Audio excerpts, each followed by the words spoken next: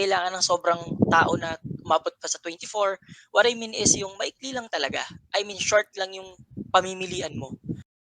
Powercast Sports. If you're new here, don't forget to subscribe and hit the notification bell. This content is presented by Arena Plus, Astig sa Sports. Everyone is there. Good vibes. Nakita ko yung mga photos ng mga players. Everyone all smile. Ang sarap tingnan na everyone is there. Walang absent yata. Si ano lang Wala. Hindi, ang absent lang yung SMB. Kasi kaka-champion lang eh. Kaka-champion lang yung dalawa eh. Pero sa lahat ng preset na yon, who are you most excited about to see there na player? Ako, excited ako na syempre nakabalik si JB.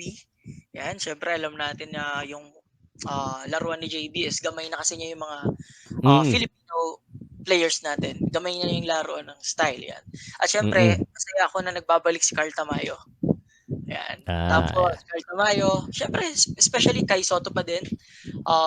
Malaking bagay pa rin na meron tayong 7-footer. And alam mo, Sir Pao, pinakamaganda is kumbaga meron na agad tayong target na tao.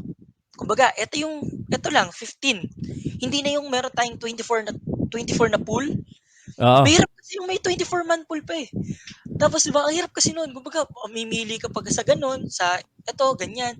Eh kung ibigay mo na yung 15 na tao, tas ito na yung i-focus mo. Madali na kung mag-insert ka ng isa, magtanggal ka na kasi may injury. Mas okay sa akin yung mas maikli na yung nasa pool. Kumbaga mas kakaunti na, mas tutok. Kasi yung meron pa 24. Meron tayong 24-man pool, tapos di naman din it doesn't make sense kasi ngayon na magkaroon ng malaking pool because of the short period of training. Yes, so, magkakagulo lang lalo. Kailangan ng sobrang tao na umabot pa sa 24. What I mean is yung maikli lang talaga. I mean short lang yung pamimilian mo. Actually, wala ka ng pamimilian dahil pasok na lahat yan kung 12. Hindi na talaga yun eh. Oo. Talagang may papalitan pa, may kulang pa.